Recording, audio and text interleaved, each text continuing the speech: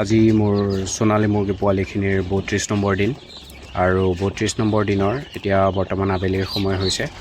আবেলি প্ৰথমতে দানা দি দিছিলোঁ। ষ্টাৰ্টাৰ দানা ব্যৱহাৰ কৰিছোঁ গোদৰেজ কোম্পানীৰ, আৰু দানা দিয়াৰ পিছতে পানী দি দিয়া গৈছে আৰু পানীত কোনো ধৰণৰ মেডিচিন নাই বৰ্তমান। ৰাতিপুৱা সময়ত মই ভিটামিন দিছিলোঁ, ভিটামিন আৰু লিভাৰ টনিক একেলগে দিছিলোঁ। লিভাৰ টনিক বৰ্তমান ব্ৰটনটো ব্যৱহাৰ কৰিছোঁ, কিন্তু ব্ৰটনটো মই সলাই বেলেগ লিভাৰ টনিক ব্যৱহাৰ কৰিম আৰু সেই বিষয়ে জনাম।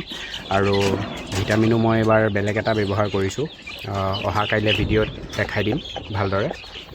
আৰু মুৰ্গীখিনি মানে অকণ ভোকটো কম হোৱা বা হজম শক্তি বৃদ্ধি কৰিবৰ কাৰণে লিভাৰ টনিকটো ব্যৱহাৰ কৰিছোঁ। আৰু ষ্টাৰ্টাৰ দানা, সোণালী ষ্টাৰ্টাৰ দানাটো যিহেতুকে ইমান ভাল ধৰণে মিনাৰেল ভিটামিন উপলব্ধ নাথাকে, সেইকাৰণে ভিটামিনৰ অভাৱ পূৰ কৰিবৰ কাৰণে বাহিৰাকৈ ভিটামিন আৰু মিনাৰেল ব্যৱহাৰ কৰিছোঁ, যাতে মুৰ্গীৰ পাখিৰ গ্ৰথটো বা মুৰ্গীৰ ওজন বৃদ্ধিৰ ক্ষেত্ৰত বা মুৰ্গীৰ লিভাৰৰ ক্ষেত্ৰত সকলো সুস্থ হৈ থাকে।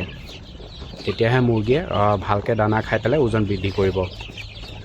নহ'লে মুৰ্গী দানা বেছিকৈ খাব কিন্তু ওজন বৃদ্ধিটো সিমান সেইদৰে নকৰিব। এতিয়া মোৰ কিছুমান মুৰ্গী আছে 300 গ্ৰাম প্লাছ হৈ গৈছে এতিয়াই।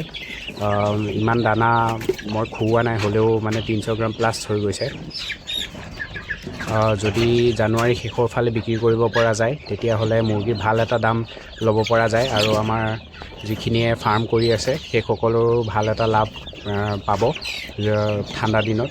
মানে বিহু যোৱাৰ পিছত, বিহু সময়টো পায়, কিন্তু তাতছে ভালকৈ আপোনাৰ যিমান দিন বাঢ়ি গৈ থাকে তেতিয়াহে পোৱা যায়। ধৰি লওক ফেব্ৰুৱাৰীৰ পৰা ভাল দাম পায়, হোলীৰ ওচৰত আৰু ভাল দাম পোৱা যায়, কিন্তু সেই সময়লৈকে মুৰ্গী উপলব্ধ থাকিব লাগিব, তেতিয়াহে ভাল দামটো পাব পাৰি। আৰু তাৰ কাৰণে নৱেম্বৰৰ লাষ্টৰ ফালৰ বা ডিচেম্বৰত প্ৰথম সপ্তাহত মুৰ্গী পুহিলে হৈ যায়, তেতিয়া হোলীলে উলিয়াই দিব পৰা যায়।